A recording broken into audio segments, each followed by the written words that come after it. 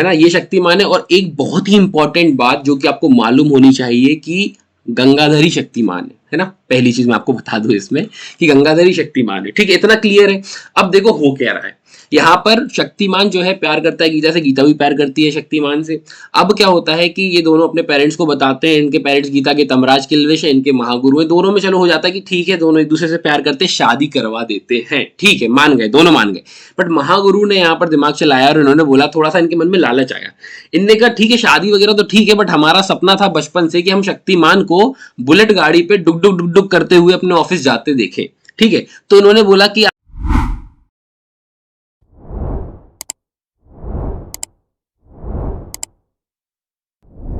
चलिए स्टार्ट करते हैं डाउरी प्रोहिबिशन एक्ट 1961 के बारे में। अब जैसा कि आपको मालूम है कि अब इस एक्ट को बनाने के पीछे की अगर हम कुछ बात करें थोड़ी बहुत, तो ऑब्वियसली कि पहले बहुत सारे केसेस होते थे डाउरी से रिलेटेड, है ना। डाउरी की डिमांड की जाती थी और दिया भी जाता था, और उसके बाद भी फिर डिमांड की जाती थी कि और लेकर आओ या कुछ भी इस तरीके से। और फिर अगर जो एग्रीड पर्सन है, जो हमारी विक्टिम है महिला, अगर वो नहीं लाते थे तो कहीं उनको फिजिकली हरास किया जाता था, मारा जाता था, है ना, अब्यूज किया जाता था।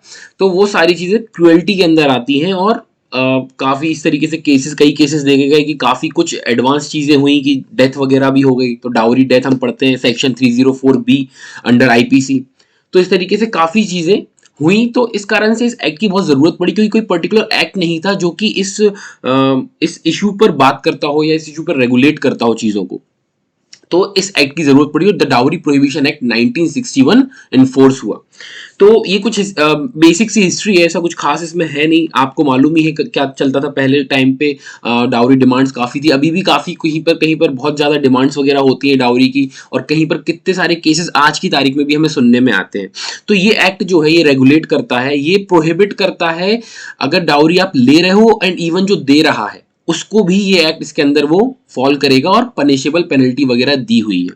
अब इस एक्ट को देखो, एंड देखो इस एक्ट को भी हम पढ़ने तो वाले हैं, बट एंड में मैं आपको कुछ 2 या 3 लाइन की एक ऐसी ट्रिक बताऊंगा, पूरा एक्ट आपको उससे याद हो जाएगा। आपको ज्यादा उसमें कुछ दिमाग लगाना ही नहीं है, बस आपको एक बार कॉन्सेप्ट समझ लेना है, उसके बाद मैं आपको ट्रिक दे दूंगा और आपको पूरा एक्ट याद हो जाएगा, है ना। बट वो एंड में देखेंगे ट्रिक, पहले हम कॉन्सेप्ट समझेंगे, इसको एक थोड़ा सा एग्जांपल दूंगा, उससे समझेंगे, उससे रिलेट करेंगे, फिर वो एंड में जो ट्रिक मिलेगी आपको, तो आप उससे उस चीज को सीक्वेंस वाइज याद कर सकते हो। कि अगर कोई सेक्शन भी पूछा जाए आपसे 2 में क्या है, 3 में क्या है, 4 में क्या है, 4A में क्या है, 5 में क्या है, तो वो सीक्वेंस जो मैं आपको दूंगा एक ट्रिक के फॉर्म में, उससे आप वो चीज सॉल्व कर सकते हो। तो चलिए इसको स्टार्ट करते हैं। डाउरी प्रोहिबिशन एक्ट हम पढ़ने वाले हैं। अब डाउरी प्रोहिबिशन एक्ट पढ़ने से पहले चलिए पहले थोड़ा सा देख लेते हैं इसको, कि देखो ये सबसे पहले असेंट इसको कब मिली, 20 मई 1961 को, जैसा कि मैंने बताया है एक्ट नंबर 28 है ना। ये सब चीजें मालूम होनी चाहिए, क्योंकि जब कोई हम बहुत छोटा एक्ट है ये, ठीक है, कुछ 10 सेक्शन है कुल मिलाकर इसमें, तो डिटेल में सब चीजें मालूम होनी चाहिए। क्यों, अगर थोड़ा सा उन्होंने टफ बनाना होगा तो वो इस तरीके के सवाल पूछ सकते हैं कि एक्ट नंबर क्या है ना, असेंट कब मिली, इन्फोर्समेंट डेट ना पूछ के असेंट पूछ ले, है ना, हो सकता है। अब ये इन्फोर्स कब हुआ, तो इन्फोर्स हुआ है ये 1 जुलाई 1961 को, ठीक है, ये फोर्स में आया है इस तारीख को। तो इंपॉर्टेंट डेट है, ये दोनों डेटें मालूम होनी चाहिए आपको कि 20 मई 1961 में असेंट मिली और 1 जुलाई 1961 में ये फोर्स में आया। अब इसका प्रियम्बल क्या बात करते हैं, देखते हैं एक बार, कि ये देखिए साइड में आपको दिख रहा होगा, ये इसका प्रियम्बल है। An act to prohibit the giving और टेकिंग ऑफ डाउरी, मतलब गिविंग देना और लेना दोनों ही प्रोहिबिट करता है ये एक्ट। ऐसा नहीं है कि हम दे नहीं सकते बट ले तो सकते हैं, अगर सामने वाला खुद स्वेच्छा से दे रहा है, नहीं, आप लेंगे भी नहीं और आप देंगे भी नहीं, दोनों चीजों को प्रोहिबिट करता है, ठीक है। देन आगे बढ़ते हैं। सेक्शन 1 बात करता है, शॉर्ट टाइटल वही रहता है कि इस एक्ट को डाउरी प्रोहिबिशन एक्ट कहा जाएगा। एक्सटेंड कहां पर होगा, तो ये होल ऑफ इंडिया पर है, ये except state of Jammu Kashmir, इसको हटा दो आप। अभी आपके जो बेयर एक्ट लेटेस्ट अपडेट होंगे, पीडीएफ तो अपडेटेड नहीं है ये थोड़ी, बट जो अपडेटेड अभी आए होंगे 2019 एक्ट जो आया है जम्मू कश्मीर वाला, उसके बाद से ये सब होल ऑफ इंडिया पे लागू हो गया, वो चीज ही हट गई है ना। अब ये भी मैंने आपको पहले प्रीवियस जो हमने प्रिवेंशन करप्शन एक्ट पढ़ा था वहां पर मैंने एक बार बता दिया था आपको कि state of Jammu and Kashmir जो है ये बार बार नहीं पढ़ेंगे, बट इस पे क्वेश्चन आ सकता है ना। मैंने पूरा बताया था कि एक्ट नंबर कौन सा है, इन्फोर्समेंट डेट क्या रही है इस एक्ट की, और कैसे कैसे क्या क्या चीजें हुई है, हमने वहां पर डिस्कस की हुई है। तो इसको बार बार डिसाइड वो नहीं करेंगे डिस्कस, बट आपको मालूम होना चाहिए, है ना, कि होल ऑफ इंडिया पर लागू होता है। ये किससे हटा है, उसका एक्ट नंबर क्या, इन्फोर्स में कब आया, ये सब आप पता कर लेना, या फिर आप तो प्रीवियस लेक्चर देख सकते हो प्रिवेंशन करप्शन एक्ट के ऊपर। देन फोर्स में कब आया, तो फोर्स में हम देख चुके हैं 1 जुलाई 1961 को ये फोर्स फोर्स में आया। देन आगे बात करते हैं डेफिनेशन ऑफ डाउरी की, बहुत ही इंपॉर्टेंट है, डायरेक्ट क्वेश्चन आ सकता है कि डाउरी की डेफिनेशन कहां पर दी हुई है। तो सेक्शन 2 बहुत इंपॉर्टेंट है, इसको स्टार मार्क कर लेना, यहां से एमसीक्यू आ सकता है। अब यहां पर बता रहा है डाउरी मतलब क्या, तो इन्होंने बोला है dowry means any property or valuable security given or agreed to be given either directly or indirectly. मतलब कोई भी प्रॉपर्टी या फिर कोई वैल्यूएबल सिक्योरिटी। अब वैल्यूएबल सिक्योरिटी का मतलब यहां पर इन्होंने लगाया है आईपीसी के सेक्शन 30 से। आईपीसी के सेक्शन 30 में डिफाइन है वैल्यूएबल सिक्योरिटी, कोई लीगल डॉक्यूमेंट है, कोई राइट आपका क्रिएट हुआ, एक्सटिंग्विश हुआ, है ना, तो वो सारी चीजें इसमें, कोई भी लीगल डॉक्यूमेंट सब वैल्यूएबल सिक्योरिटी के अंदर आएगा और उसको सेक्शन 30 ऑफ आईपीसी। अब ये भी क्वेश्चन आ सकता है कि डाउरी एक्ट के अंदर जो वैल्यूएबल सिक्योरिटी का जिक्र किया है वो कहां से डिफाइन कहां पर है, तो आपको पता होना चाहिए सेक्शन 30 ऑफ आईपीसी में डिफाइन है, अभी आगे देखेंगे एक्सप्लेनेशन में दिया होगा कहीं पर। तो dowry means any property or valuable security given or agreed to be given either directly, मतलब फर्क नहीं पड़ता कि डायरेक्टली दे रहे हो इनडायरेक्टली दे रहे हो, आप कोई फर्क नहीं पड़ता। आपको इतना याद रखना है, लेना देना डाउरी का प्रोहिबिट करता है ये। अब डायरेक्ट इनडायरेक्टली किसको हो रहा है, तो by one party to a marriage to the other party to the marriage. अब एक पार्टी कौन है, लड़के वाले, एक पार्टी है लड़की वाली, ठीक है। तो लड़के वाले लड़की वाले अगर आपस में ही ये सब डायरेक्टली इनडायरेक्टली अगर कुछ भी प्रॉपर्टी वगैरह दे रहे हैं ले रहे हैं तो ये प्रोहिबिट करता है, पहली चीज। तो ये डाउरी के अंदर बता रहा है कि डाउरी के अंदर आ जाएगा अगर एक पार्टी मैरिज दूसरी पार्टी को दे रही है। दूसरा बात करता है कि उनके पेरेंट्स अगर either party to a marriage और by any other person to either party to the marriage, मतलब जो पेरेंट्स हैं दोनों पार्टी में से वो दूसरी पार्टी को दे रहे हैं या दूसरी पार्टी वाले इनके पार्टी के पेरेंट्स को दे रहे हैं, तो पेरेंट्स भी नहीं और जो ब्राइड और ब्राइड ग्रूम है वो भी नहीं। ब्राइड मतलब और ब्राइड ग्रूम मतलब मालूम होना चाहिए आपको, ठीक है, मालूम होगा, मैं ये मान के चल रहा हूँ, नहीं मालूम तो सुन लो एक बार कि ब्राइड मतलब होती है लड़की और जो दूल्हा होता है वो होता है ब्राइड ग्रूम। आगे बात करते हैं। अब इन्होंने बोला है, देखो अब ये ना थोड़ा सा कुछ अमेंडमेंट भी हुए हैं इसमें, एक दो बार 1984 के आसपास में अमेंडमेंट हुए थे, क्योंकि क्या हो रहा था इनको ना कुछ कुछ चीजें छूट गई थी जहां पर लोग उस चीज लूप होल का फायदा उठा रहे थे। तो उन्होंने काफी कुछ इसके अंदर ना कुछ कुछ डाउरी में डेफिनेशन में बढ़ाया है, कहीं कुछ आगे आप देखोगे तो उन्होंने क्या किया, थोड़ा सा एक्सपैंड किया जिससे सारे लोगों को इसके अंदर इंक्लूड किया जा सके, किसी भी फॉर्म में डाउरी जो है लेना देना उसका वो ना हो सके। तो जैसे कि आप यहाँ पर देखोगे लिखा हुआ है एट और बिफोर और any time after the marriage. मतलब एट और बिफोर मतलब शादी की बात हो रही है, मैरिज के बिफोर या फिर एट जब मैरिज हो रही है तब ले रहा हो, या फिर किसी भी वक्त आफ्टर द मैरिज, मैरिज के बाद भी आप डाउरी नहीं ले सकते ना दे सकते हो। इन connection with the marriage of the set parties but does not include. अब ये बहुत इंपॉर्टेंट पॉइंट है, ये डायरेक्ट एमसीक्यू का पॉइंट है। यहां से आप जितने स्टार मार्क कर सकते हो ना उतने स्टार मार्क करो, तो ये एमसीक्यू में आ सकता है कि क्या डॉर और मेहर पर ये लागू होगा हमारा क्या बोलते हैं डाउरी प्रोहिबिशन एक्ट। तो अब देखो ये किन पर लागू नहीं होगा, इसका भी ना थोड़ा सा ट्विस्ट है कि उन पर्सन पर लागू नहीं होगा जिन पर मुस्लिम पर्सनल लॉ शरीयत अप्लाई होता है, उनके केस में डावर और मोहर जो है इसमें इंक्लूड नहीं है। अब डावर और मेहर कुछ ज्यादा कुछ खास नहीं है, मेहर ऑलमोस्ट सिमिलर टू डावर ही होता है, डावर बस समझ लो आप क्या होता है कि जो लड़की है मतलब जो शादी हो जाती है ना, तो क्या होता है ना कि जब अगर हस्बैंड की डेथ हो जाती है तो उसकी प्रॉपर्टी में उसको हिस्सा मिलता है। जो वाइफ होगी, जो विडो होगी, मतलब जब हस्बैंड की डेथ होगी तो विडो कहलाएगी, उसको कुछ हिस्सा उसकी प्रॉपर्टी का कुछ पोर्शन मिलता है, बट कब मिलता है, डेथ के बाद ही मिलता है। तो और मेहर भी कुछ थोड़ा सा सिमिलर है, बट दोनों एकदम सिमिलर नहीं है, डिफरेंस है दोनों में। बट मेहर जो है ना सॉर्ट ऑफ डॉर जैसा ही है ना, तो उसको डिटेल में हम नहीं जाते, बस आप इतना समझो कि इस केस में ये लागू नहीं होगा। तो किन पर लागू नहीं होगा, जिन पर मुस्लिम लॉ शरीयत अप्लाई होता है उस केस में डावर और मेहर जो है डाउरी के अंदर इंक्लूड नहीं किया गया है। ये बहुत ही इंपॉर्टेंट है, ये एमसीक्यू यहां से बनेगा, ठीक है, इसको याद रखिएगा। देन यहाँ पर देखो नीचे जो एक्सप्रेशन की हमने बात की थी वैल्यूएबल सिक्योरिटी को इन्होंने यहाँ पर बताया हुआ है, सेक्शन 30 की बात की हुई है। आई होप इतना आपको क्लियर है। देन आगे बढ़ते हैं, अब जो ये पूरा हम समझने वाले हैं ना, हम इसको एक एग्जाम्पल से समझने वाले हैं। एक एग्जाम्पल से आपको पूरा समझ में आएगा और उसी एग्जाम्पल से हम इसको पूरे एक्ट को रिलेट करने वाले हैं। अब थोड़ा सा एग्जाम्पल फनी है। आप लोगों ने शक्तिमान सीरियल तो देखा ही होगा, आई होप बचपन में 90s के स्टूडेंट ने तो एटलीस्ट देखा ही होगा। तो इसको थोड़ा सा उस तरीके से मैं कुछ चीजें ड्रॉ करके आपको समझाता हूँ। हम यहाँ पर लेके चल रहे हैं शक्तिमान को, तो आप जानते ही हो, ठीक है, पावरफुल, ये शक्तिमान है,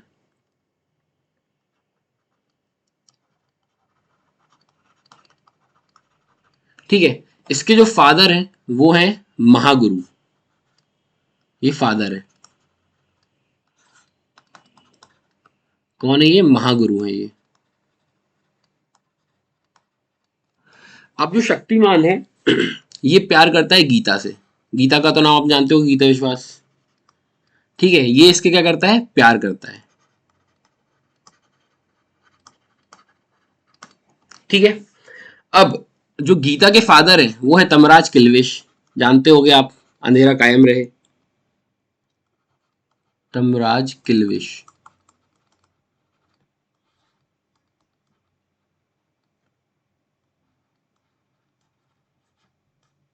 ठीक है, ये है तमराज किल्विश, और गीता के जो चाचा हैं वो हैं डॉक्टर जयकाल। एक मिनट, जो इसको थोड़ा सा रब कर देता हूँ। ओके,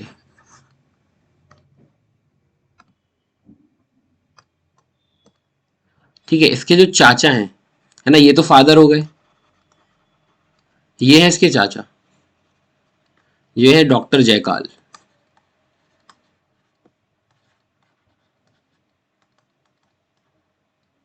ठीक है, इतना आपको क्लियर होगा, है ना, ये शक्तिमान है। और एक बहुत ही इंपॉर्टेंट बात जो कि आपको मालूम होनी चाहिए कि गंगाधरी शक्तिमान है ना, पहली चीज मैं आपको बता दूं इसमें कि गंगाधरी शक्तिमान है। ठीक है, इतना क्लियर है। अब देखो हो क्या रहा है, यहाँ पर शक्तिमान जो है प्यार करता है गीता से, गीता भी प्यार करती है शक्तिमान से। अब क्या होता है कि ये दोनों अपने पेरेंट्स को बताते हैं, इनके पेरेंट्स गीता के तमराज किल्विश है, इनके महागुरु है, दोनों में चलो हो जाता है कि ठीक है दोनों एक दूसरे से प्यार करते, शादी करवा देते हैं। ठीक है, मान गए, दोनों मान गए। बट महागुरु ने यहाँ पर दिमाग चलाया और इन्होंने बोला, थोड़ा सा इनके मन में लालच आया। इनने कहा ठीक है शादी वगैरह तो ठीक है, बट हमारा सपना था बचपन से कि हम शक्तिमान को बुलेट गाड़ी पे डुक डुक डुक डुक करते हुए अपने ऑफिस जाते देखें। ठीक है, तो उन्होंने बोला कि आप बस बुलेट दे देना तो क्या होगा, गीता बेटी भी घूम लेगी। एक घर में एसी लगा देना तो बेटी को पसीना वगैरह नहीं आएगा कुछ भी काम वगैरह करते हुए। फिर उन्होंने बोला एक 3 BHK फ्लैट भी आप दे दोगे अगर मुंबई जैसी जगह में तो बढ़िया रहेगा, है ना, थोड़ा बड़ा घर होगा, महारानी जैसे रखेंगे उसको, है ना। तो ये सब इन्होंने थोड़ा क्या किया, पर डिमांड की। ठीक है, अब इन्होंने डिमांड की, तो ये देखो पहली चीज अगर कॉन्सेप्ट हम समझे इस एक्ट का, जो इन्होंने डिमांड की है, इवन डिमांड करना भी क्या है, इलीगल है, वो इस एक्ट के अंदर प्रोहिबिट करता है। मतलब ना तो लेना ना देना। अब मान के चलो ये एग्री कर गए कि चलो ठीक है एक ही तो बेटी है, पिघल गए कि चलो ठीक है एक ही बेटी है दे देते हैं, क्योंकि ये बहुत रिच है, ये बहुत रिच पर्सन है। इन्होंने अंधेरा कायम कर करके, इन्होंने, ये डॉन है ये समझ लो आप, तो बहुत पैसा ही पैसा है इनके पास। इन्होंने कहा ठीक है एक ही बेटी है दे देंगे, बुलेट दे देंगे, एसी दे देंगे, 3 BHK फ्लैट दे देंगे। अब अगर ये यहाँ पर देते हैं ये, तो नीचे आ जाओ, सेक्शन 3 के अंदर कवर हो जाएंगे, ये लेना भी और देना भी दोनों ही। सेक्शन 3 बात करता है पेनल्टी फॉर गिविंग और टेकिंग डाउरी। पेनल्टी लगाई जा रही है देने में और लेने में डाउरी, है ना, वो ले रहे हैं ये दे रहे हैं, दोनों सेक्शन 3 में कवर हो जाएंगे। अब इसको पढ़ते हैं सेक्शन 3 बात क्या करता है।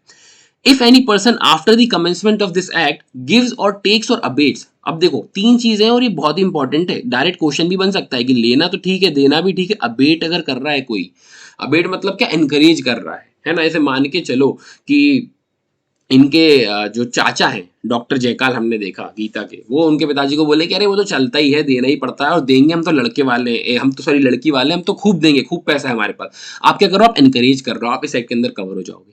अबेट करता है गिविंग और taking of dowry, he shall be punishable with imprisonment for a term which shall not be less than 5 years। अब पनिशमेंट जो है साइड में यहाँ पर लिख लो कि नॉट लेस देन 5 years, मतलब मिनिमम है, मिनिमम 5 साल की सजा है। और fine which shall not be less than 15,000 rupees और amount of value of such dowry whichever is मोर। मतलब 5 साल एंड क्या सजा दे रहे हैं, या तो 15,000, ठीक है, या फिर कौन सा अमाउंट 15,000, और अगर जो भी बड़ा है। अब अगर हम इस केस की बात करें तो इस केस में बुलेट दे रहे हैं, घर दे रहे हैं, कितना बड़ा अमाउंट हो जाएगा। लेके चलते 1 लाख रुपए यहाँ पर है, तो 15,000 और 1 लाख में क्या बड़ा है, तो देखो इन्होंने क्या बोला है, amount of value dowry whichever is मोर। तो मोर क्या है यहाँ पर, 1 लाख मोर है, तो मतलब 5 साल और 1 लाख तक की सजा यहाँ पर दी जाएगी, पेनल्टी फॉर गिविंग और टेकिंग डाउरी। और फिर देखो एक इसमें इनका बहुत ही फेवरेट प्रोविजन है, जो कि हर सेक्शन में आपको देखने मिलेगा कि कोर्ट चाहे तो एडिक्वेट एंड स्पेशल रीजन में जजमेंट को रिकॉर्ड करके वो कम भी सजा दे सकता है, मतलब 5 साल से कम की सजा भी दे सकता है, डिपेंड करता है कोर्ट के ऊपर। इतना क्लियर है, कोर्ट के ऊपर डिपेंड करता है, 5 साल से कम की भी दे सकता है, बट उन्होंने ऊपर दे दिया कि पेनल्टी इतनी लगेगी, है ना, इससे कम नहीं होगी 5 साल से, बट 5 साल से कम कब होगी, जब कोर्ट चाहे तब। देन आगे बढ़ते हैं, सबसेक्शन 2 बात करता है nothing in subsection 1 shall apply to or in relation to. जो भी सबसेक्शन 1 में दिया है वो अप्लाई नहीं होगा, किन रिलेशन में अप्लाई नहीं होगा, इसको एक बार देख लेते हैं। इन्होंने बोला presents which are given at the time of marriage to the bride without any demand having been made in that behalf। ठीक है, तो उन्होंने बोला कि देखो अब क्या हो रहा है ना, पेनल्टी देना लेना तो हो रहा है, बट यहाँ पर प्रेजेंट्स को जो है एक्सेप्शन में डाला हुआ है कि प्रेजेंट्स वगैरह आप दे सकते हो, ले सकते हो, उसमें कोई इशू नहीं है। प्रेजेंट्स वगैरह में इन्होंने क्या किया है, उसको उन्होंने छोड़ दिया है। अब अभी हम आगे देखेंगे dowry prohibition maintenance of list of present to the bride and bridegroom rule 1985 के अंदर वो चीज आती है कि प्रेजेंट्स वगैरह को वो क्या है, बट एक लिस्ट बनानी होती है, साइन वगैरह करना होता है ब्राइड ब्राइडग्रूम को, वो भी मैं आपको बता दूंगा थोड़ी सी इन्फॉर्मेशन, एक आध एमसीक्यू हो सकता है उधर से भी आ जाए। तो यहाँ पर उन्होंने बोला है कि जो प्रेजेंट्स हैं at the time of marriage to the bride without any demand, demand वगैरह नहीं होनी चाहिए, डिमांड के उसमें अगर आप प्रेजेंट दे रहे हो ना तो वो फिर कवर हो जाएगा डाउरी में। तो इन्होंने ये क्या एक्सेप्शन कह सकते हो, आप साइड में चाहो तो यहाँ पर एक्सेप्शन लिख सकते हो यहाँ पर इन चीजों के कि ये एक्सेप्शन है ना, प्रेजेंट्स वगैरह। दूसरा इन्होंने बोला है कि प्रोविजो में कि that such presents are entered in a list maintain according with the rules, जो मैंने आपको बताया ना कि ये dowry prohibition maintenance of list present rules 1985 वाला जो है यहाँ पर, इसके अंदर उन्होंने बोला है कि लिस्ट वगैरह मेंटेन होनी चाहिए। देन आगे बढ़ते हैं, बी क्लॉज बात करता है प्रेजेंट्स व्हिच आर गिवन। अब ये देखो यहाँ पर ब्राइड को मिल रहे थे, यहाँ पर ब्राइड ग्रूम को मिल रहे हैं, ठीक है, डिमांड वगैरह नहीं है, लिस्ट वगैरह सब मेंटेन, सब बढ़िया, एक्सेप्शन में फॉल करेंगे ये। आगे बढ़ते हैं, प्रोवाइडेड फर्दर दैट, अब प्रोविजो आता है, प्रोविजो बात करता है where such presents are made by और on behalf of the bride और any person related to the bride, such presents are of a customary nature, बहुत ही इंपॉर्टेंट बात बोल दी यहाँ पर इन्होंने, and the value thereof is not excessive having regard to the financial status of person. अब इसको थोड़ा सा समझेंगे, कैसे समझेंगे, हमारे एग्जाम्पल के ऊपर चलते हैं वापस से। अब यहाँ पर जो हमने एग्जाम्पल लिया था शक्तिमान और गीता का, तो अब देखो यहाँ पर हो क्या रहा है। अब अगर मान के चले तमराज किल्विश यहाँ पर तो इनके पास बहुत पैसा है, डॉन है, मान के चलो ये बहुत गरीब होते है ना, अब मान के चलते हैं इसको कि ये गरीब है, डॉन नहीं है, अभी बहुत गरीब इंसान है। अब इन्होंने मांग ली बुलेट, एसी, 3 BHK फ्लैट। अब इनके पिताजी जो है सरकारी जॉब है तमराज किल्विश की, सरकारी जॉब है, इनको मिलते ही 30,000 रुपए। अब 30,000 रुपए मिलते हैं तो क्या ये बुलेट, क्या एक एसी, क्या 3 BHK फ्लैट मुंबई जैसी जगह में ये दे पाएंगे? बिल्कुल नहीं दे पाएंगे, है ना। तो उन्होंने बोला कि पहली बात तो कस्टमरी नेचर के होने चाहिए, तो वो नहीं है। दूसरी बात यहाँ पर डिमांड की गई है, आप समझ रहे हो। और तीसरी बात फाइनेंशियल स्टेटस देखा जाएगा, जो कि इनका बिल्कुल भी नहीं है फाइनेंशियल स्टेटस इतना कि ये दे सके, है ना। तो अगर ये एज अ प्रेजेंट, ये बोलते हैं, इनने थोड़ा बहुत, इनको लॉ का नॉलेज था महागुरु को, इन्होंने बोला एक काम करो आप तो एज अ प्रेजेंट दे देना हमको ये सब चीजें, तो भाई प्रेजेंट भी नहीं दे सकते, क्यों? क्योंकि इनकी वैल्यू नहीं है, ये एक्सेसिव में हो रहा है, इनके फाइनेंशियल स्टेटस ही नहीं है कि इतना दे सके। आप यहाँ पर एक बार फिर से रीड करते हैं, such present are made on behalf of the bride और any person related to bride, any person related to bride मतलब उसके जो चाचा जयकाल है वो भी अगर देना चाहते हैं। Such presents are of a customary nature के होने चाहिए, और जो वैल्यू है वो एक्सेसिव नहीं होनी चाहिए regard to the financial status of the person by whom और on whose behalf such presents are given. बहुत ही इंपॉर्टेंट है, एमसीक्यू आप यहां से भी एक्सपेक्ट कर सकते हो, एक एमसीक्यू कि एक्सेसिव नहीं होना चाहिए, कस्टमरी नेचर का होना चाहिए। दो चीजें हैं, चाहे तो आप साइड में यहां पर लिख लो कि कस्टमरी नेचर CN, और चाहो तो नॉट एक्सेसिव, है ना, इस तरीके से आप कुछ भी लिख सकते हो साइड में। देन आगे बात करते हैं पेनल्टी फॉर डिमांडिंग डाउरी। जैसे कि हमने एग्जांपल ऊपर देखा कि वहां पर अगर डिमांड भी कर रहे हैं, अभी लिया नहीं है, कुछ दिया नहीं है, सिर्फ डिमांड की महागुरु ने कि हमको एक डुक डुक डुक डुक बुलेट, एक एसी और 3 BHK फ्लैट चाहिए, तो यहां पर वो सेक्शन 4 के अंदर फॉल कर गए। अगर कोई व्यक्ति डिमांड करता है, वो डायरेक्टली हो चाहे इनडायरेक्टली, इससे इस एक्ट में कहीं कुछ फर्क ही नहीं पड़ेगा। फ्रॉम दी पेरेंट से करता है, जो कि कौन है, तमराज किल्विश, या फिर रिलेटिव से करता है, जो कि कौन है, या गार्जियन कौन है वहां पर, डॉक्टर जयकाल, ठीक है, ऑफ अ ब्राइड और ब्राइड ग्रूम, दोनों को इन्वॉल्व किया है। मतलब कि ब्राइड भी ब्राइड साइड वाले भी ब्राइड ग्रूम से अगर डिमांड करते हैं डाउरी की, लड़की बहुत गोरी है, लड़की पढ़ी लिखी है, लड़का गंगाधर है, इतना पढ़ा लिखा नहीं है, भोला सा है, थोड़ा बेवकूफ सा है, तो उन्होंने क्या बोला कि हम लड़की तभी देंगे भाई कि जब आप, क्योंकि हमारी लड़की तो जा रही है वहां भी, हमको पैसा दिया जा रहा है दूसरी जगह से, आप इतना देते हो तो हम आपको, हमारी लड़की आपको देते हैं। तो इस तरीके से अगर कुछ होता है तो भी वो सेक्शन 4 के अंदर फॉल करेंगे। मतलब ब्राइड और ब्राइड ग्रूम दोनों की तरफ से भी अगर डिमांड हो रही है, जरूरी नहीं है यहाँ पर कि ब्राइड ग्रूम ही डिमांड कर रहा है, ब्राइड के साइड से भी डिमांड हो सकती है, समझिएगा। तो क्या होगा, एज द केस में भी एनी डाउरी, यहां पर पनिशेबल कर दिया गया है। कितनी सजा है, अब ये देखो थोड़ा सा आपको समझ में ये आएगा। यहां पर डिमांड कर रहे हैं तो सजा कम है, वहां पर लेना देना था तो सजा डायरेक्ट उन्होंने मिनिमम 5 साल रख दी थी, यहां पर कितनी है, not less then 6 months, but extend करके बोल रहे हैं कि 2 साल हो सकती है। एंड फाइन वगैरह कितना लगाया जा सकता है, तो एक्सटेंड 10,000 रुपए तक का एक्सटेंड करा जा सकता है फाइन, यहाँ पर इन्होंने बताया है। ये यहाँ पर क्लियर होगा। देखो पेनल्टीज जो है इस एक्ट में आपको मालूम होनी चाहिए, याद होनी चाहिए हर सेक्शन के अंदर। क्यों? क्योंकि एक्ट है बहुत छोटा, बहुत कम चीजें हैं पूछने लायक, तो कुछ भी पूछा जा सकता है। हर चीज यहाँ पर जो मैं बता रहा हूँ ना आपको, एक बार एमसीक्यू आ सकता है, तो ये इंपॉर्टेंट है, इसको यहीं पर याद कर लो। लास्ट में ट्रिक तो दूंगा, पूरा सेक्शन लाइन वाइज याद हो जाएगा, वो ट्रिक तो मैं देने वाला हूँ, बट फिर भी यहाँ पर आप याद कर लो जितना मैं बताते जा रहा हूँ। देन प्रोविजो की बात करते हैं, तो वही प्रोविजो को पढ़ने की जरूरत नहीं है कि लेस देन भी कर सकते हैं अगर कोर्ट की मर्जी है तो। यहां तक आपको आई होप क्लियर होगा। देन आगे बढ़ते हैं। सेक्शन 4 बात करता है बैन ऑन एडवर्टीजमेंट। अब बैन ऑन एडवर्टीजमेंट को समझने के लिए फिर से हमारे वापस उस एग्जांपल पे आ जाते हैं। अब मान के चलो, देखो हो क्या रहा है यहाँ पर। बात हो रही है बैन ऑन एडवर्टीजमेंट की, राइट? एक सेकेंड होल्ड करिएगा। हाँ, सिर्फ इतना आप इसमें एक चीज पढ़ लो, उसके बाद ऊपर चलते हैं, हम बताते हैं कि यहाँ पर मैं थोड़ा सा इतना समझा दूं कि ऑफर दिया जा रहा है किस तरीके का। एडवर्टीजमेंट, न्यूज़पेपर में एडवर्टीजमेंट आप देखते होगे ना कि जैसे जॉब का एडवर्टीजमेंट निकलता है, क्वालिफिकेशन लिखी रहती है कि भैया एलएलबी पास होना चाहिए, तो हम एज अ इंटर्न हायर कर रहे हैं, है ना? कोई हो सकता है गवर्नमेंट कंपनी हो या किसी भी प्रकार की कंपनी हो, है ना? अब इस केस में क्या हो रहा है, इस केस में आप देखो कि या तो अपन देखो, या तो महागुरु जो है वो शक्तिमान, देखो शक्तिमान शक्तिमान इसमें दिख रहा है, बट वैसे तो गंगाधर है, किसी को मालूम नहीं है ना, ज्यादा लोगों की शक्तिमान है। अब गंगाधर के लिए अगर महागुरु यहाँ पर क्या, एक उन्होंने कहा शादी नहीं हो रही, तो इन्होंने कहा यार चलो एक काम करते हैं, अपन ना न्यूज़पेपर में ऐड दे देते हैं, है ना? या फिर सुनो, तमराज किल्विश बड़े ही रईस आदमी है, यहाँ पर वापस से ये रईस हो गए, अभी गरीब हमने करा था कुछ टाइम के लिए इनको, अभी इनको वापस अमीर कर देते हैं, ठीक है? गरीबी सूट नहीं होती इन पे, तो ये वापस से क्या है, डॉन है, रिच पर्सन है ये, ठीक है? डॉन है, डॉन, ठीक है? अब क्या है, इन्होंने अपनी बेटी की शादी वगैरह इनको करानी थी बढ़िया लड़के से, तो इन्होंने डाला न्यूज़पेपर में ऐड। अभी इनको भूल जाओ, महागुरु वाले एग्जांपल को भूल जाओ, हम तो इनको लेते हैं। ये रईस आदमी है, इन्होंने क्या किया, गीता का ऐड डाल दिया इन्होंने, है ना? बढ़िया एक छोटी सी पासपोर्ट साइज फोटो दे दी और वहां पे लिख दिया कि हमारी लड़की ऐसा ऐसा, थोड़ा बहुत डिटेल दे दी और बोले कि हमको एक लड़के, एक वर की तलाश है, हमारी लड़की के लिए एक लड़के की तलाश है जो कि 6 फुट का होना चाहिए, रंग एकदम गोरा होना चाहिए और पढ़ा लिखा हो, ये डिग्री हो, फलाना ये हो, ऐसा ऐसा हो, ऐसी हैबिट्स हो, ट्रैवल करता हो, घूमता हो। इस तरीके से उन्होंने काफ़ी कुछ क्वालिटी उसके अंदर मेंशन कर दी, ठीक है? न्यूज़पेपर में ऐड दी है कि हमको लड़का चाहिए, और अगर इस तरीके का कोई लड़का हमको मिलता है तो हम उसको एक बुलेट, एक एसीओ 3 BHK फ्लैट और काफ़ी कुछ पैसा भी देंगे, हमारी जायदाद का कुछ हिस्सा भी हम उसको देंगे।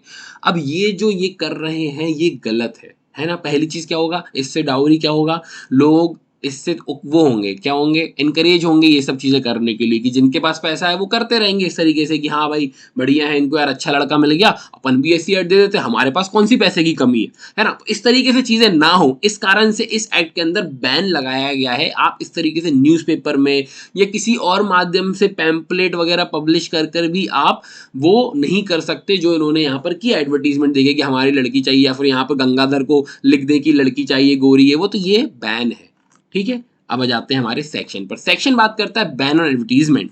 अगर कोई व्यक्ति ऑफर कर रहा है थ्रू एनी एडवर्टीजमेंट, किसमें, न्यूज़पेपर में, पीरियोडिकल जर्नल और थ्रू कोई भी अदर मीडिया, मान के चलो टीवी में ही ऐड दे मारी, ठीक है? टीवी में ही वो ऐड चल रही है, वहां पे गीता बैठी हुई है, उनके पिताजी खड़े हैं और वो बोल रहे हैं कि गोरा लड़का, बुलेट, ये वो, ये तो ये सब बैन है भैया, आप सेक्शन 4A के अंदर फॉल हो जाओगे और अच्छी खासी जेल भी होगी। तो इन्होंने बोला कि एनी, अब क्या लिख रहे हैं, ऑफर क्या कर रहे हैं इनमें, any share in his property और ऑफ एनी मनी, और बोथ, दोनों ही, शेयर भी दे रहे हैं बिजनेस में, प्रॉफिट भी दे रहे हैं, और other interest as consideration for marriage. शादी करने के लिए बदले में तो क्या हो गया, उनको लड़का मिल रहा, लड़के के लिए पैसा क्या हो गया, बुलेट क्या हो गया, 3 BHK फ्लैट क्या हो गया, कंसिडरेशन हो गया, है ना? अपने बेटे या बेटी की शादी या कोई रिलेटिव से रिलेटेड अगर करते हैं तो ये बैन है, पहला। दूसरा, प्रिंट कर रहे हैं, पब्लिश कर रहे हैं, सर्कुलेट कर रहे हैं कोई एडवर्टीजमेंट क्लॉज ये से रिलेटेड, है ना? तो पनिशेबल होगा, कितनी सजा है, not less then 6 month, extend करेगी 5 ईयर्स और एक्सटेंड करेगा 15,000, मतलब और विद फाइन, या तो फिर फाइन लगाया जाएगा 15,000 रुपए तक का एक्सटेंड किया जा सकता है। तो साइड में यहाँ पर लिख लेना आपकी, नॉट लेस देन 6 मंथ्स है, और कितना दे सकते हैं, एक्सटेंड करा जा सकता है इसको 5 साल तक, या फिर जुर्माना लगाया जा सकता है 15,000 तक। तो इस तरीके से आप साइड में लिख लेना, तो प्रिपरेशन बढ़िया हो जाएगी। तो आई होप आपको समझ में आ गया होगा सेक्शन 4 किस बारे में यहाँ पर बात कर रहा है। बहुत ही सिंपल एक्ट है, बहुत ही सिंपल है, बिल्कुल रट जाना चाहिए आपके खून में, बिल्कुल ये बहना चाहिए, आरबीसी डब्ल्यूबीसी के साथ ये बहना चाहिए आपके खून में। इस तरीके से ये याद हो जाएगा ना तो एक नंबर नहीं घट सकता, क्योंकि वैसे ही छोटा एक्ट है, 2-3 क्वेश्चन मुश्किल से आप एक्सपेक्ट कर सकते हो आएंगे।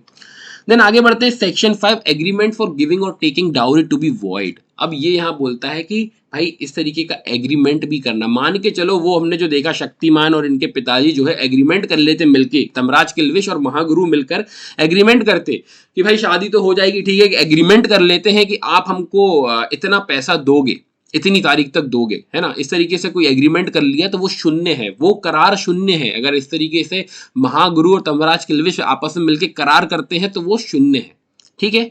ये इतना सिंपल है, डायरेक्ट एमसीक्यू आ जाएगा, कहां पर वॉइड की बात की गई है, एग्रीमेंट। सेक्शन 5 याद होना चाहिए, ट्रिक दूंगा एंड में, याद हो जाएगा। आगे बढ़ते हैं, सेक्शन 6 के बारे में बात करते हैं। Dowry to be for the benefit of the wife or her years. बहुत ही सिंपल है, देखते हैं आगे इसको। अब देखो थोड़ा सा ना इसको समझना, ये सबसे बड़ा सेक्शन है इस एक्ट का और काफी इंपॉर्टेंट भी है, बहुत इंपॉर्टेंट है। अब इसके पीछे का पर्पस भी समझेंगे। Dowry to be for the benefit of the wife or her years. अब किसके देखो वहां पर हमने देखा कि जो हमारा एग्जाम्पल था, ठीक है, एग्जाम्पल में देखा तमराज किल्विश जो है वो महागुरु को मतलब डाउरी दे रहे हैं लड़के वालों को, ठीक है। तो जो डाउरी अगर इस तरीके से कोई दे भी देता है तो वो किसके बेनिफिट के लिए होगी, वाइफ के बेनिफिट के लिए। पहली बात तो मना ही कर रहा है, बट दूसरा अगर दे भी दिया है तो पेनल्टी तो लगेगी, इस एक्ट में लिखा हुआ है, आगे हम देखेंगे कि इससे 3-4 वाले जो सेक्शन है उन पर अफेक्ट नहीं करेगा ये सेक्शन, है ना, वो सब तो होगा। बट जो डाउरी अब दे दी उसका क्या, वो किसके बेनिफिट के लिए होगी, वो वाइफ के बेनिफिट के लिए होगी, या फिर उसके जो वारिस होंगे उनके बेनिफिट के लिए, उसके बच्चे होंगे उनके बेनिफिट के लिए होगी। तो इसमें हम इससे रिलेटेड बात करने वाले, पर्पस क्या है कि जो डाउरी है, जो उसका पैसा या कुछ भी दिया गया वो वाइफ के यूज में आए। और जब तक वाइफ, अब देखो चलो पढ़ते हैं आगे, मैं बताता हूं आपको। Where any dowry is received by any person other than the woman in connection with whose marriage it is given, that person shall transfer it to the woman। मतलब समझो कि डाउरी रिसीव्ड हो गई है किसके द्वारा, कोई भी पर्सन हो अदर देन वुमेन। अब वुमेन मतलब अदर देन कौन हो सकता है, शक्तिमान हो सकता है, यहाँ पर ये शक्तिमान हो सकता है, महागुरु हो सकते हैं उसके पिताजी, घर में कोई चाचा वाचा है तो वो हो सकते हैं कि उनने रिसीव की किसके बदले में, मतलब अदर देन वुमेन की as a dowry in connection with what, marriage. Obviously शादी हुई है इसलिए मिला है। तो वो पर्सन जो उस व्यक्ति को मिली है, मान के चलो हम तो उसको बोलते हैं पति को मिली है, शक्तिमान को मिली है, गंगाधर को मिली है, ठीक है। Person shall transfer it to the women, वो क्या करेगा, शक्तिमान गंगाधर को ट्रांसफर, शाल है भाई, मैंडेटरी है, मे नहीं है, याद रखिएगा, मैंडेटरी है, बिल्कुल करना ही पड़ेगा, वरना इस सेक्शन के अंदर कुछ पीनल प्रोविजन भी है, उसमें आ जाओगे आप। तो shall transfer it to the women. अब 3 चीजें हैं बहुत ही इंपॉर्टेंट, डायरेक्ट एमसीक्यू इनसे बनता है। क्या बनता है देखते हैं। अगर डाउरी आपने शादी के पहले रिसीव की गई है ना, तो जब within 3 months after the date of marriage, जैसे ही शादी हो गई उससे 3 महीने के अंदर अंदर आपको वो वुमेन को दे देनी है। मतलब गीता को, शक्तिमान जो है गीता को उसकी जितना भी डाउरी का अमाउंट जो भी मिला है वो सब दे देगा। If dowry was receive before marriage, मतलब शादी होने से पहले ही तमराज किल्विश ने उनके घर एक बुलेट भिजवा दी, है ना, एक एसी भिजवा दिया और 3 BHK फ्लैट के कुछ कागजात भिजवा दिए कि मुंबई में आपके नाम कर दिया है, ये लो, है ना, बिफोर मैरिज है। तो within 3 months after the date of marriage भेजना है उनको, शक्तिमान को उसके नाम कर देना है। बी, अगर डाउरी रिसीव हुई है एट द टाइम ऑफ और आफ्टर द मैरिज, मतलब शादी के समय या फिर शादी के बाद रिसीव हुई है, तो क्या, तो जब भी रिसीव हुई है डेट ऑफ इट्स रिसिप्ट से 3 महीने के अंदर अंदर ट्रांसफर करना है। अभी बहुत इंपॉर्टेंट, चाहो तो इसको आप साइड में लिख सकते हो, यहां से डायरेक्ट एमसीक्यू आएगा। दोनों की बात हो रही है, before marriage and even at और आफ्टर मैरिज की बात हो रही है। तो एट और आफ्टर में जब रिसीव हुई है उससे 3 महीने, बिफोर में 3 महीने जब मैरिज हो जाए उसके बाद। अब तीसरा एक और बहुत इंपॉर्टेंट पॉइंट है, जैसे जो सॉरी, जो कि हम अगर पुराने टाइम की बात करें तो क्या होता था, माइनर्स में अभी भी खैर होता है, बट पुराने ज़माने का ऊपर थोड़ा सा एक्ट बना था उस टाइम पे, जो चीज़ें चलती थी उसको अगर हम देखें तो माइनर वगैरह में शादी हो जाती थी, वुमन माइनर होती थी, बहुत कम एज होती थी, है ना। अब उस केस में क्या होगा, अगर डाउरी रिसीव हुई है when the woman was a minor, अगर ये माइनर है उस समय पर जब डाउरी रिसीव हुई है ना, जो बाल विवाह कहते हैं हम, बच्चों के जो विवाह हो जाते हैं, ठीक है, within 3 months after she attend her age of 18 year, जब वो 18 साल की हो जाएगी उससे 3 महीने के अंदर अंदर किसको, शक्तिमान को ट्रांसफर कर देना है जो भी प्रॉपर्टी रिसीव हुई थी एज अ डाउरी। और तब तक क्या होगा सर ये तो बताओ, जब तक मान के चलो वो 12 साल की, 13 साल की, 6 साल तक रखा रहेगा तो क्या बेच सकता है? नहीं बेच सकता, नहीं बेच सकता। अब इन्होंने देखो क्लियरली लिखा हुआ है पेंडिंग सच ट्रांसफर, जब तक ट्रांसफर नहीं करा उसको एज अ ट्रस्ट होल्ड करेगा। किसके लिए? For the benefit of the woman के लिए। बहुत इंपॉर्टेंट क्वेश्चन है, ये भी क्वेश्चन आ सकता है कि जब तक बेचा नहीं तब तक क्या? Pending such transfer what? So he will hold as a trust for the benefit of that woman. ठीक है, क्लियर है? इतना क्लियर होना चाहिए, देन आगे बढ़ते हैं। सबसेक्शन 2। अब देखो यहां पर आपने बोल दिया, बड़ी अच्छी अच्छी बातें कर दी सर कि ठीक है देना चाहिए इतने में इतना, 3 महीने, अगर ऐसा हो तो 3 महीने, वैसा हो तो 3 महीने। अब अगर वो नहीं देता है तो क्या? अगर वो व्यक्ति फेल कर जाता है, if that person fails to transfer that property, जो सबसेक्शन 1 में बोली है, जो भी टाइम लिमिट 3 महीने की दी उसमें नहीं कर पाया, है ना, तो फिर क्या? या फिर सबसेक्शन 3 अभी हम आगे देखेंगे, उसमें भी अगर वो प्रॉपर्टी नहीं दे पाता तो क्या? तो फिर पनिशमेंट है भैया। पनिशमेंट कितनी है? Not less then 6 months, but extend करेगी 2 साल। ठीक है, या फिर जुर्माना वगैरह लगा देंगे, कितना? तो 5,000 से कम नहीं और 10,000 से ज्यादा नहीं, या फिर दोनों ही, सजा भी होगी और जुर्माना भी लगाया जाएगा। साइड में इसको आप लिख लेना। देखो क्वेश्चंस का कई बार मैंने ऑब्जर्व किया इस तरीके से भी क्वेश्चन आ जाते हैं, बहुत बेसिक होते हैं, बट देखो वहां आप 100% गलती करोगे। मैं लिख के दे सकता हूं कि आप गलती करोगे कहां पर, सुनना। अब जो क्वेश्चन मान के चलो यही आया सेक्शन 2 का, उन्होंने पूछा यहाँ पर आपसे, पूछा पनिशमेंट कितनी, उन्होंने लिख दिया 2 years और with fine, 2 years and fine, 2 years और फिर नीचे लिख दिया फाइन। तो आपको मालूम होना चाहिए क्या बोलता है यहाँ पर कि 2 years और विथ फाइन, मतलब या तो फाइन भी दे रहे हो या फिर 2 years की सजा दे रहे हो, या दोनों भी दे सकते हो। तो अगर नीचे ऑल ऑफ द अबव भी ऑप्शन है तो फिर मालूम होना चाहिए कि सारी चीजें होनी चाहिए। ऐसा नहीं सिर्फ 2 years दे दिया और आपने पढ़ा था हाँ 2 years तो था, बट आप कंफ्यूज हो गए कि और था या फिर एंड था। दोनों में बहुत अंतर है। और जब लगता है तो हमें मालूम ये होता है कि या तो ये या तो ये, बट जब एंड लगता है ना तो दोनों कंडीशन को आपको साथ में कंप्लाई करना है, मतलब दोनों चीजें हैं वो, कि सजा तो होगी और जुर्माना भी लगाया जाएगा। तो कभी भी कोई प्रोविजन इस तरीके की पेनल्टी के पढ़ो, क्योंकि ये सीबीआई का भी जो एग्जाम हुआ था कुछ टाइम पहले, जब मैंने कुछ स्टूडेंट्स को पढ़ाया था, वहां पर ये की क्वेश्चन आया था और काफी लोगों का ये क्वेश्चन गलत हुआ था। बहुत सिंपल था, हमने कई बार पढ़ा हुआ था, बट जोर इस पर नहीं दिया बच्चों ने कि एंड है और लगा के आ गए, किसी में कोई और लगा दिया, कोई एंड लगा दिया, कोई सिंगल लगा दिया। इस तरीके से क्वेश्चन एक आध बन सकता है, थोड़ा सा क्या होता है सिंपल होता है बट टफ कर देते हैं उस चीज को। आगे बढ़ते हैं। Subsection 3, where the women entitled to any property under subsection 1 dies before receiving it, the heirs of the woman shall be entitled to claim it from the person holding it for the time being। Important है, इसको समझते हैं।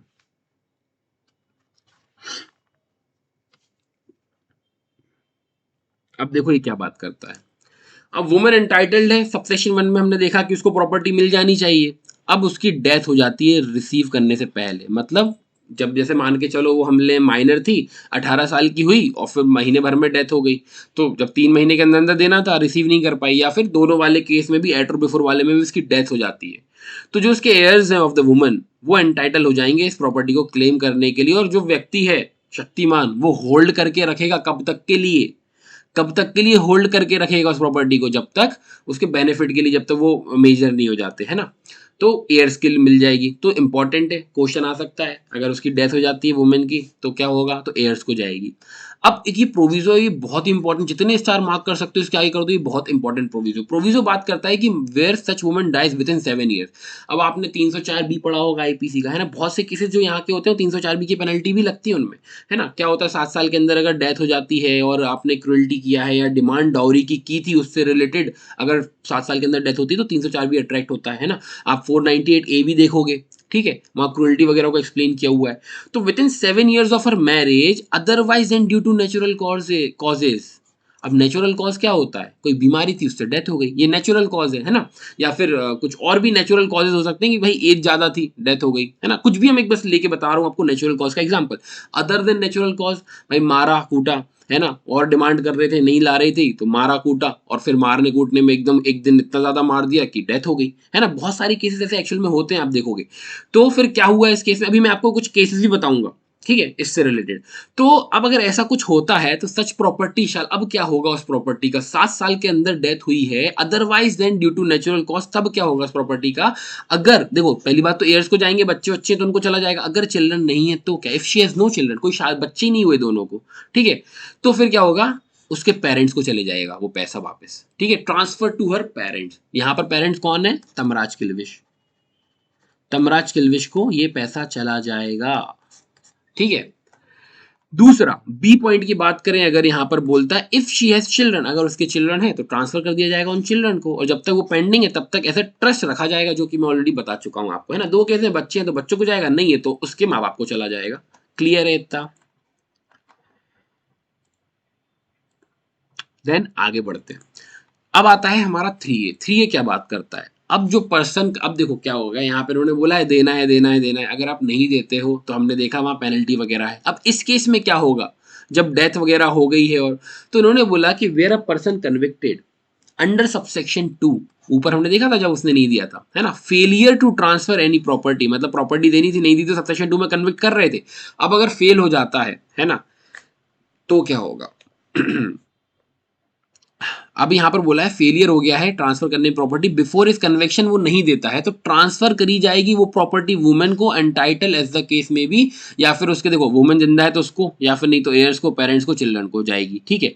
Court जो है क्या करेगा यहाँ पर, अब जो वो पनिशमेंट देगा ना उसके साथ कोर्ट क्या कर रहा है, एडिशन में, जब पनिशमेंट तो दे ही रहा है जो लिखी हुई है, बट ऑर्डर भी कर देगा साथ में, राइटिंग में क्या, एक ऑर्डर भी दे देगा कि जो ट्रांसफर तुमने प्रॉपर्टी नहीं की ना वो ट्रांसफर करना है तुमको, ठीक है। कुछ एक पीरियड दे देगा कि 2 महीने 3 महीने के अंदर प्रॉपर्टी भी ट्रांसफर करो।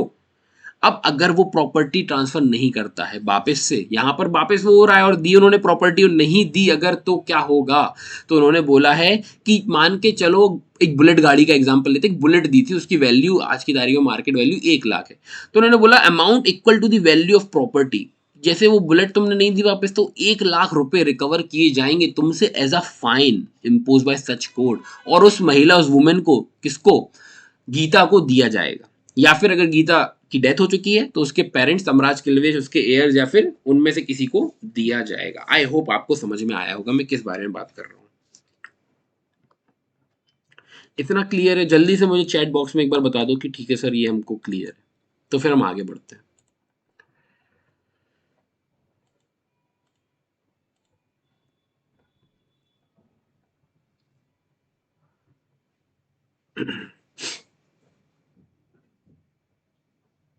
चलिए ठीक है, ओके आगे बढ़ते हैं। तो 3A हो गया हमारा। 4 क्या बात करता है, 4 बड़ी अच्छी बात करता है, जो कि मैं आपको ऑलरेडी बता चुका हूं, nothing contained in this section shall affect the provision of section 3 और सेक्शन 4। जो सेक्शन 3 और सेक्शन 4 है उसके प्रोविजंस को अफेक्ट नहीं करेगा। मतलब हमने जहां पर देखा था ना, पेनल्टी फॉर टेकिंग, डिमांडिंग, ये सब जो है ये अलग से लगेंगे, यहाँ पर ये कुछ अलग बात करता है, इनको अफेक्ट नहीं करेगा। ऐसा नहीं कि इस एक्ट के अंदर लाइबल हो गए तो ये जो सेक्शन है ये अट्रैक्ट नहीं होंगे, ये भी अट्रैक्ट हो सकते हैं। देन आगे बढ़ते हैं सेक्शन 7। सेक्शन 7 बहुत ही इंपॉर्टेंट है, कॉग्निजेंस ऑफ ऑफेंस के बारे में बात करते हैं। देखो इस साइड के अंदर ना सभी इंपॉर्टेंट है, वरना आप बोलोगे सर आप तो हर ही सेक्शन को इंपॉर्टेंट बोल रहे हो, बट वो इंपॉर्टेंट है।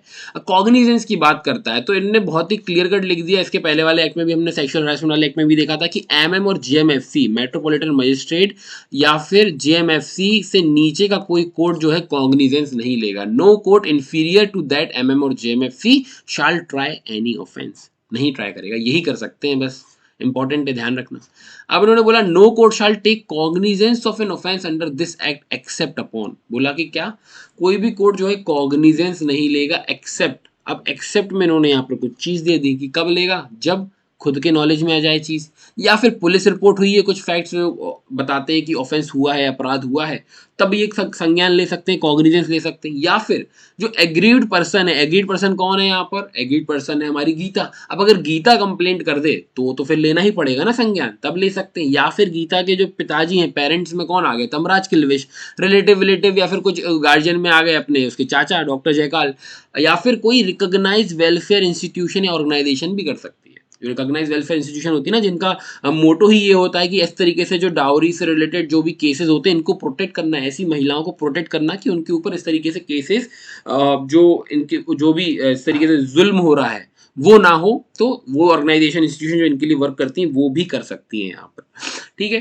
तो क्वेश्चन इस तरीके से आ सकता है कि यहाँ पर क्वेश्चन क्या बन सकता है, एमसीक्यू बन सकता है कि कौन कंप्लेंट कर सकता है, तो एग्रीड वुमन कर सकती है, पेरेंट्स कर सकते हैं, रिलेटिव कर सकते हैं, एंड रिकॉग्नाइज वेलफेयर इंस्टीट्यूशन भी कर सकती है। ये बहुत इंपॉर्टेंट है, ठीक है, इसको ध्यान रखना। और संज्ञान कौन ले सकता है? एमएम और जेएमएफसी, बस इतनी सी बात है और कुछ नहीं है।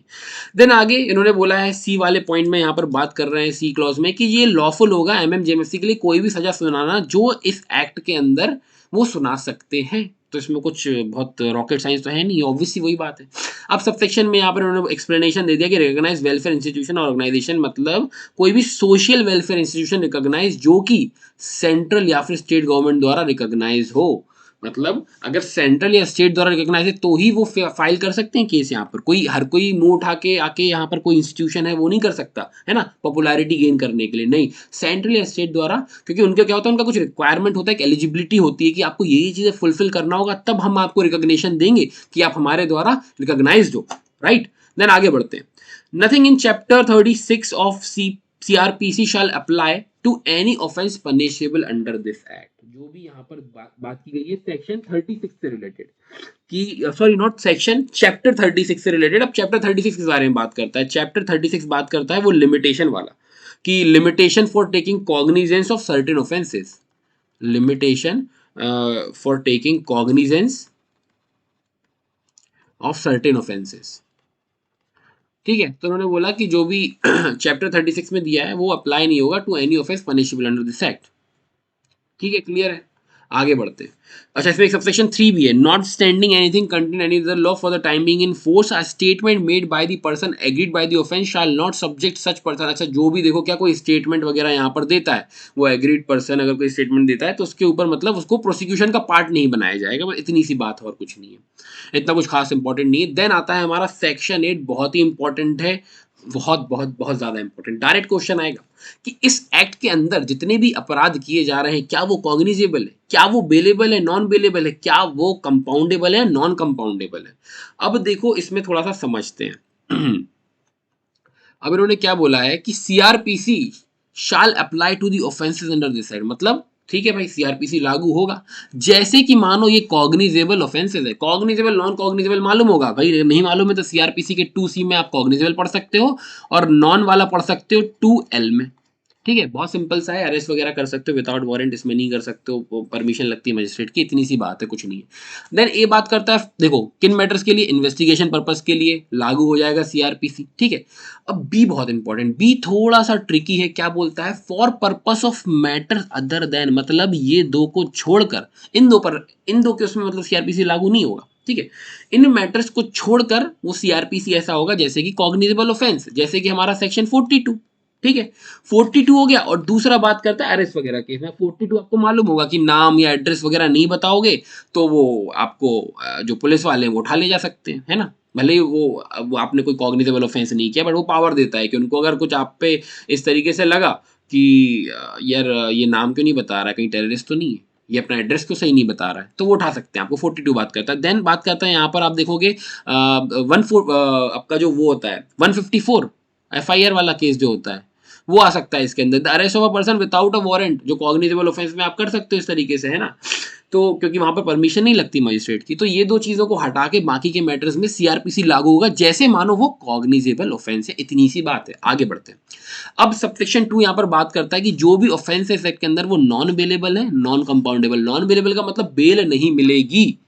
दूसरा नॉन कंपाउंडेबल, अब देखो नॉन बेलेबल में भी कुछ चीजें और होती हैं, उतना डिटेल में नहीं जाएंगे, बट आप समझो नॉन बेलेबल मतलब बेल नहीं मिलेगी। अब नॉन कंपाउंडेबल और कंपाउंडेबल समझना बहुत जरूरी है। नॉन कंपाउंडेबल अधिकतर बच्चों को मालूम नहीं होता, एक बार मैं आपको बता देता हूँ क्या होता है। कंपाउंडेबल और नॉन कंपाउंडेबल समझ लेते हैं। देखो कंपाउंडेबल और नॉन कंपाउंडेबल, ठीक है। अब इसको समझेंगे एग्जाम्पल से, ठीक है, थोड़ा सा एग्जाम्पल से इसको समझेंगे। अब कंपाउंड, अब देखो मान के चलो कि क्या होता है। पहले तो थोड़ा सा आपको बता देता हूं कि आपको ना सेक्शन 320 ऑफ सीआरपीसी पढ़ना पड़ेगा इसके लिए। ठीक है, सेक्शन 320 ऑफ सीआरपीसी में लिस्ट दी हुई है कौन से कंपाउंडेबल हैं, कौन से मतलब नहीं है तो फिर तो नहीं है, दी हुई है कि कौन से हैं। उसमें भी एक देता है परमिशन कोर्ट की, एक देता है कि परमिशन नहीं लगेगी।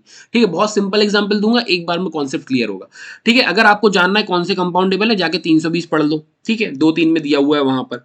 अब हम देखते हैं यहाँ पर कंपाउंडेबल नॉन कंपाउंडेबल, बहुत सिंपल एग्जाम्पल देता हूँ। मान के चलो, ठीक है, मान के चलो कि गंगाधर तमराज किल्विश को मार देता है। देखो वो शादी वादी की बात तो है ही, है ना। थोड़ा उस टाइम पे स्टार्टिंग में कुछ नाटक हो रहा होता है, गंगाधर को गुस्सा आती है, जाके तमराज किल्विश में एक चांटा मारता है खींच के, ठीक है, चांटा मारा। अब चांटा मारा, तमराज किल्विश ने केस फाइल कर दिया, है ना, केस वगैरह के एफआईआर चलो फाइल कर दी, अभी चार्जशीट फाइल नहीं हुई है, मान के चलो एफआईआर फाइल कर दी, है ना। तो पहली बात तो ये ऑफेंस जो हुआ है ना, इसको असॉल्ट बोल लो आप या कुछ बोल लो, ये कंपाउंडेबल है ना। अब कंपाउंडेबल आप लिस्ट में जाके पढ़ोगे तो वो तमराज किल्विश जिस व्यक्ति को चांटा मारा वो इसको कंपाउंड कर सकता है, कंपाउंडिंग इसकी हो सकती है ना। अब जो जिनकी नहीं हो सकती तो वो तो automatically non compoundable, non compoundable बहुत सिंपल है, जो कंपाउंडेबल नहीं है वो नॉन कंपाउंडेबल हो गए, क्लियर कट बात है। अब कंपाउंडेबल समझना है हमें तो मेनली, क्यों अगर वो समझ में आ गया तो नॉन कंपाउंडेबल तो बहुत सिंपल है। कंपाउंडेबल यहाँ पर क्या होगा कि तमराज किल्विश को चाटा मारा गंगाधर ने, ठीक है, केस वेस फाइल हो गया, बट एक आध दिन उसको फिर गीता ने समझाया कि तुमने ऐसा ऐसा कर दिया, मेरे पिताजी के साथ बहुत गलत किया। गंगाधर थोड़ा सा अफसोस में पड़ गया, जाके बोलता है तमराज किल्विश से शौली शक्तिमान, और तमराज किल्विश बोल देते हैं कि थप्पड़ से डर नहीं लगता साहब, प्यार से डर लगता है। लो हो गई कंपाउंडिंग, अब ये कंपाउंडेबल हो गया। अब कंपाउंडेबल हो गया तो बात खत्म हो गई। अब कंपाउंडिंग होता क्या है कि दोनों ने आपस में सेटलमेंट कर लिया है ना। अब वो पैसा वैसा वाला सेटलमेंट नहीं होना चाहिए कि ले भाई तेरे को इतना पैसा दिया जाके केस भी खत्म करे, वैसा नहीं। सेटलमेंट इस तरीके से होगा तो कि मतलब बेसिस वो नहीं होना चाहिए मॉनिटरी वगैरह इसका, है ना। तो ये यहाँ पर जो इनने शौली शक्तिमान बोला और यहाँ पर इन्होंने बोल दिया कि ठीक है साहब, प्यार से डर लगता है, थप्पड़ से डर नहीं लगता, प्यार से डर लगता है, तो इन्होंने कंपाउंडिंग कर दी। ये कंपाउंडेबल का एग्जाम्पल है। सेक्शन 320 पढ़ लेना अगर आपको जानना है कौन से कंपाउंडेबल नॉन कंपाउंडेबल है, तो आपको थोड़ा सा क्लैरिटी आ जाएगी। आगे बढ़ते हैं 8A के ऊपर। सेक्शन 8A बात करता है burden of proof in certain cases. अब बर्डन ऑफ प्रूफ देखो ऑब्वियसली समझ में आ रहा है कि जिसने मारा है, जिसके ऊपर केस लगाया है, जिसके ऊपर इंजाम लगा है कि तुमने ली है या तुमने अबेट किया, इनकरेज किया है, तुमने डाउरी वगैरह ली है ना, सेक्शन 3 के अंदर, या फिर तुमने डिमांड की है सेक्शन 4 के अंदर, तो बर्डन ऑफ प्रूफ किसके ऊपर आएगा? तुम्हारे ऊपर केस लगाया है क्योंकि कुछ चीजें समझ में आई है, कुछ सबूत हैं, तो भैया तुम प्रूफ करो कि ये अपराध तुमने कमिट नहीं किया है। समझ में आ गया? इतनी सी बात करता है। बर्डन ऑफ प्रूफ किस पे है? तो जिसके ऊपर केस लगा है, जिसके ऊपर प्रोसिक्यूशन मतलब प्रोसिक्यूट किया जा रहा है, जिसको, उस व्यक्ति को ही प्रूफ करना रहेगा। आगे बढ़ते हैं 8B, डाउरी प्रोहिबिशन ऑफिसर। एक बहुत ही हमारा किरदार में यहाँ पर भूल गया आपको बताना, मैं बताता हूँ। ऊपर एग्जाम्पल में चलते हैं। देखो डाउरी प्रोहिबिशन ऑफिसर, इस केस में ना क्राइम मास्टर गोगो भी है। अब क्राइम मास्टर गोगो जो है हमारे, क्राइम मास्टर गोगो ये डाउरी प्रोहिबिशन ऑफिसर है। कौन है ये? डीपीओ लिख देता हूं शॉर्ट में, ये डाउरी प्रोहिबिशन ऑफिसर है, ठीक है। ये डाउरी प्रोहिबिशन ऑफिसर है, वो एक आंख में वो लगाया रहता है ना, हाँ, ये डाउरी प्रोहिबिशन ऑफिसर है। और जहां इनको पता चलता है कि कोई इस तरीके से डाउरी ले रहा है या दे रहा है, ये उनकी आंखें निकाल के गोटियां खेलते हैं, गोटियां, ठीक है। तो ये क्राइम मास्टर गोगो है, और इनको अपॉइंट कौन कर रहा है? इनको अपॉइंट कर रही है state government. State government 8B के अंदर डाउरी प्रोहिबिशन ऑफिसर को यहां पर अपॉइंट कर रही है।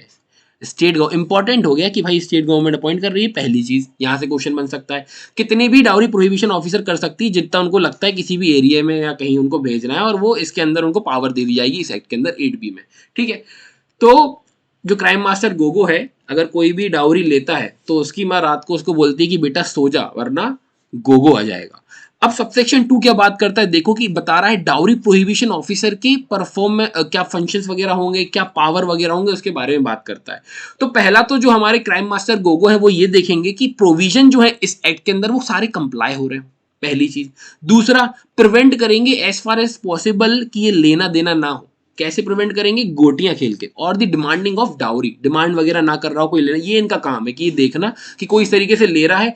अगर कोई ले रहा दे रहा है तो इनका एक और काम बनता है, एविडेंस कलेक्ट कर लो जिससे उनके ऊपर केस चलाया जा सके, प्रोसिक्यूशन वगैरह, उसको ऑफेंस सजा दी जा सके उसको। देन डी बात करता है परफॉर्म करेगा कुछ भी एडिशनल फंक्शन जो भी स्टेट गवर्नमेंट बोलेगी, जैसा जीजा जी बोलेंगे वैसा ये करेंगे, ठीक है। तो वो एक डायलॉग है ना सलमान खान की मूवी का, तो बस वैसे ही समझ लो आप, जैसा जीजा जी यहाँ पर स्टेट गवर्नमेंट है, और जैसा जीजा जी बोलेंगे वैसा ये क्राइम मास्टर गोगो करेंगे। देन सबसेक्शन 3 बात करता है स्टेट गवर्नमेंट जो है ना, by notification in the official gazette confer करेगा such powers of a police officer as may be specified in the notification. तो सिंपल है, पुलिस की जो पावर है ना, पुलिस ऑफिसर की पावर भी सरकार चाहे तो नोटिफाई करके डीपीओ को दे सकती है और वो कर लेंगे अपने हिसाब से। देन फोर्थ बात करता है, बहुत इंपॉर्टेंट है ये, बहुत इंपॉर्टेंट है, यहाँ से एक और क्वेश्चन बन सकता है, क्या बन सकता है, स्टेट गवर्नमेंट चाहे तो क्राइम मास्टर गोगो अकेले पड़ जा रहे हैं, इतना लोग डाउरी ले रहे हैं, दे रहे हैं, भाई थक जा रहे हैं, इनसे हो नहीं रहा है, ये बोल रहे हैं कितनों की आंखों से गोटियां खेलूं, मुझे एक टीम चाहिए जो सब मिलके हम खेल सके। तो for the purpose of advising and assisting DPO, की एडवाइस देना, असिस्ट करने के लिए डीपीओ को स्टेट गवर्नमेंट क्या कर रही है, यहां पर अपॉइंट कर रही है एक एडवाइजरी बोर्ड, एक एडवाइजरी बोर्ड अपॉइंट कर रही है। कितने लोगों की एडवाइजरी बोर्ड होगी जो असिस्ट करेंगे, एडवाइस करेंगे डीपीओ को, मतलब क्राइम मास्टर गोगो को, not more than 5 social welfare workers, मतलब 5 से ज्यादा नहीं होंगे, जिसमें से 2 एटलीस्ट वुमेन होनी चाहिए, मतलब ये कह लो कि 2 वुमेन और 3, मतलब वुमेन तो ज्यादा भी हो सकती है बट एटलीस्ट 2 होनी चाहिए, है ना, और 3 जो है वो मेल हो जाएंगे। तो 5 सोशल वेलफेयर वर्कर से ज्यादा नहीं होंगे।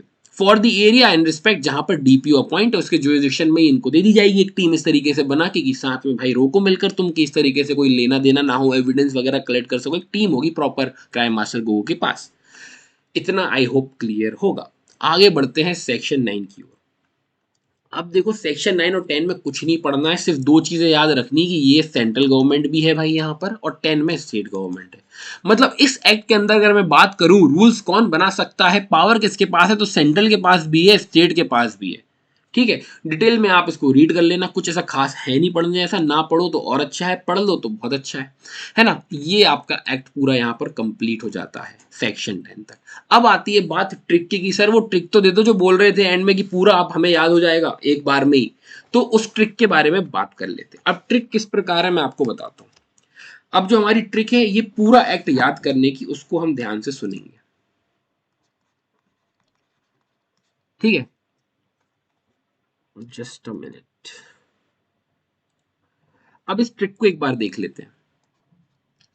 अब ये ट्रिक किस लिए है पहले मैं वो समझा देता हूँ। क्या होता है ना, आपको मालूम होगा, आपने भी थोड़ा प्रीवियस ईयर के पेपर तो देखे ही होंगे अगर आप सीरियस हो एमपीएडीपी को लेकर, तो सेक्शन भी पूछ लेते हैं कई बार, और कुछ तो फालतू के सेक्शन भी पूछे हुए हैं। अब उन चीजों से कैसे बचना है, तो वो ट्रिक हमें बचाएगी। कैसे, लाइन से स्टोरी चलेगी और लाइन से ही सेक्शन फॉल होंगे। ठीक है, तो मैं आपको एक बार बता देता हूँ बेटर एग्जाम्पल के लिए, मैं भी बैरेट खोल लेता हूँ, तो आपको क्या सेक्शन वाइज मैं आपको बता दूंगा, इससे हमारी ट्रिक भी लिखती रहेगी और साथ में मैं सेक्शन का भी आपको रेफरेंस देते रहूंगा। अब ट्रिक कुछ इस प्रकार है कि डाउरी लेना, एक सेकंड इसको ऐसे करते हैं, डाउरी लेना देना, ठीक है, राइटिंग को थोड़ा सा वो करना, लेना देना या डिमांड करना, या डिमांड करना बैन है, करना बैन है, और इसका एग्रीमेंट भी बैन है।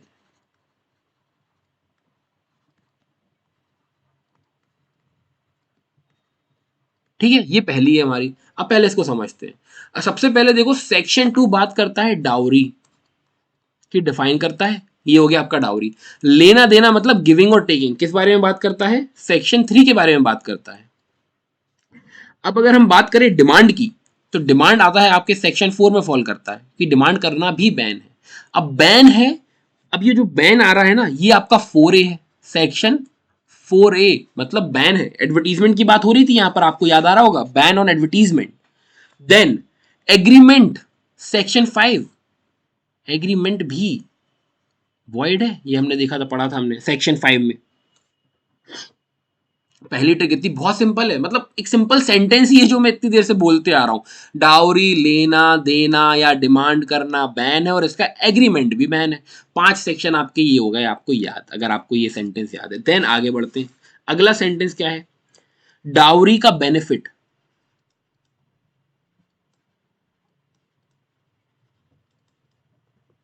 वाइफ को मिलेगा या नहीं, इसका कॉग्निजेंस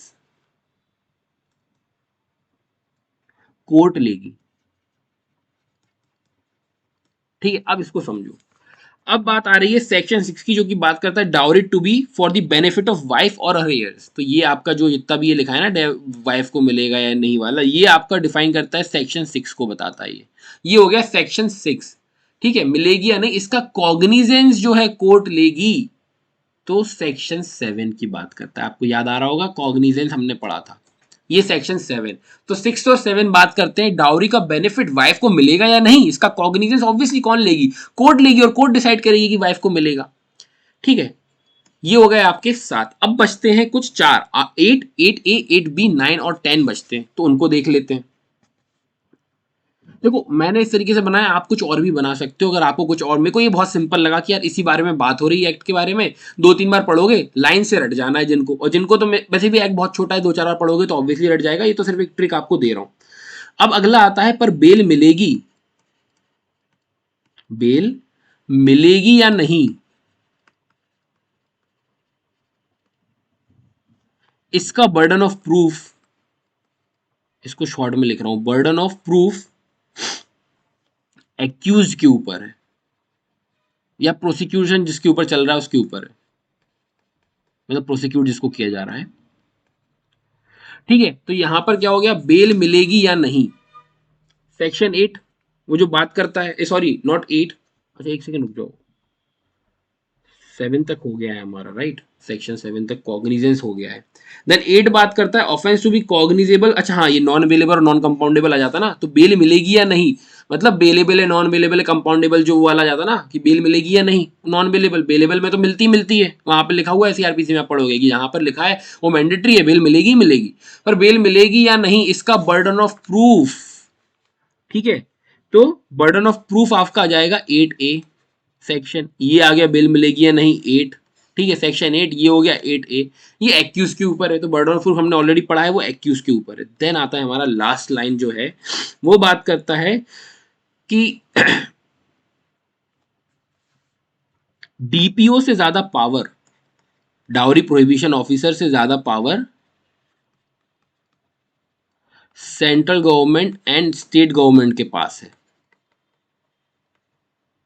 तो ये आ जाएगा आपका डीपीओ क्या, 8B, सेंट्रल गवर्नमेंट लाइन से आ गया 9 और स्टेट गवर्नमेंट लाइन से आ गया 10। ये ट्रिक है आपकी, है ना। तो इस तरीके से आप याद कर सकते हो, डाउरी लेना देना या डिमांड करना बैन है, और इसका एग्रीमेंट भी बैन है ना। 5 तक कवर हो गया, डाउरी का बेनिफिट 6, या मिलेगा या नहीं इसका कॉग्निजेंस कोर्ट लेगी, सेक्शन 7, पर बेल मिलेगी या नहीं सेक्शन 8, इसका बर्डन ऑफ प्रूफ एक्यूज के ऊपर है। देखो बहुत सिंपल है, और ऐसा भी नहीं है कि ये जो 4 मैंने आपको वो दिए सेंटेंस, ये सेंस नहीं बन रहा है इसका, क्योंकि इसका सेंस पूरा एग्जैक्ट बन रहा है जो इस एक्ट के अंदर लिखा है। बेल मिलेगी या नहीं, ऑब्वियसली इसका बर्डन ऑफ प्रूफ एक्यूज के ऊपर, एक्यूज प्रूफ कर देगा, अदरवाइज तो बेल मिल भी जाएगी, नहीं मिलेगी। अगर एक्यूज प्रूफ नहीं कर पाया कि भाई और उसके ऊपर लाइबिलिटी आ गई, तो ऑब्वियसली नहीं मिलेगी, इसमें तो नॉन बेलेबल है ना। अगर कोई ऑफेंस ही नहीं बन रहा है तो ऑब्वियसली बेल मिल जाएगी, कोर्ट देखेगा नहीं देखेगा ये चीज। और देन डीपीओ से ज्यादा पावर डायरेक्ट, क्योंकि देखो dowry prohibition officer, crime master Gogo से ज्यादा पावर किसके पास है, स्टेट गवर्नमेंट ने उसको अपॉइंट किया है ना। बट सेक्शन 9 बात करता है सेंट्रल की, तो हमने सीक्वेंस कैसा बनाया, डीपीओ से ज्यादा पावर सेंट्रल और स्टेट के पास है। तो इस ट्रिक से आप एक एक सेक्शन को याद कर सकते हो,